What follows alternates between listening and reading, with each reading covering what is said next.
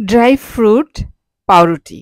এটা কিন্তু ঘরে করে নিলে খুবই মজার হয়। বাসার চাইতে আর মজার খাবার কি বাইরে ভালো হয় বলেন? আর এর জন্য আমি নিয়ে নিচ্ছি উষ্ণ পানি ১ কাপ, উষ্ণ নিতে হবে এবং এখানে দিয়ে দিচ্ছি ৩ টেবিল চামচ গুঁড়া দুধ। এখানে যদি আপনি লিকুইড দুধ দিতে চান দিতে পারেন। সেইটা পরিমাপটা একটু আলাদা হবে যেহেতু আমি পানি নিয়েছি লিকুইড ১ কাপ আর লবণ দিয়ে দিচ্ছি ১ চা চামচ। আর এখানে অ্যাক্টিভ ইস্ট দিচ্ছি ১ টেবিল চামচ। অবশ্যই অ্যাক্টিভ ইস্ট দিতে হবে, না হলে কিন্তু আপনার রুটিটা ভালো হবে না। আর এবারে নেড়েচেড়ে একটু দিচ্ছি যাতে পানির সাথে ইস্টটা মিশে যায়।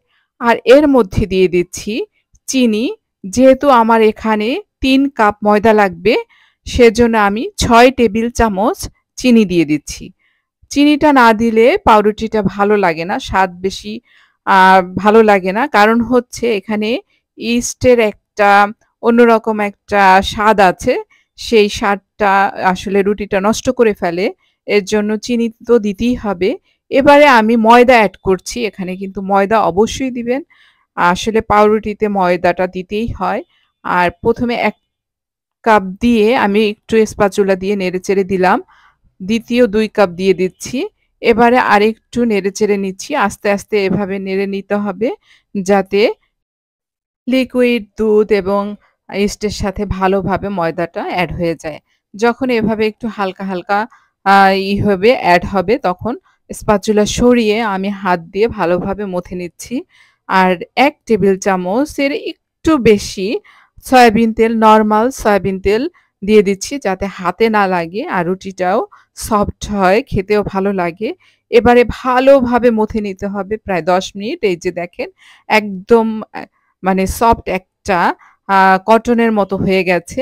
হওয়ার পরে উপরে সামান্য হাতে তেল নিয়ে উপরে এরকম প্রলেপ দিয়ে আ একটা র‍্যাপিং পেপার দিয়ে উপরে ঢেকে দিচ্ছি ৩০ মিনিটের জন্য। তাতে দেখা যাবে ময়দাটা একদম ফুলে উঠবে। যদি অ্যাক্টিভ ইস্ট হয় তাহলে ৩০ মিনিটের মধ্যে এভাবে একদম ময়দাটা মানে আপনার খামিরটা সুন্দরভাবে ফুলে উঠবে। আর তখন নামিয়ে সামান্য একটু মথে নিতে হবে। ময়দাটা একটু ছড়িয়ে দিয়ে এভাবে হালকা, হালকা মথে নিতে হবে। খুব বেশি মথার দরকার নাই। কারণ তাহলে যে ইস্টের যে অ্যাক্টিভটা সেটা নষ্ট হয়ে যেতে পারে। একটা রোলার নিয়ে এভাবে হালকাভাবে একটু বেলে নিতে হবে। তারপরে হাতের কাছে যে ড্রাই ফ্রুটই থাকুক না কেন, আমার কাছে ড্রাই ফ্রুট বলতে কিসমিস ছিল সেটা এরকম ছড়িয়ে দিচ্ছি। দেওয়ার পরে আস্তে, আস্তে করে এভাবে রোল করে নিচ্ছি। যদি আপনার হাতের কাছে আপনার ড্রাই ফ্রুট আম থাকে, আনারস থাকে, তারপরে হচ্ছে আম আ চালকুমড়ার মোরব্বা থাকে সেটাও দিতে পারেন। এবারে একটা ডাইস নিয়েছি। সেই ডাইসে কিন্তু আমি তেল ব্রাশ করে শুকনো ময়দা ছড়িয়ে নিয়েছিলাম।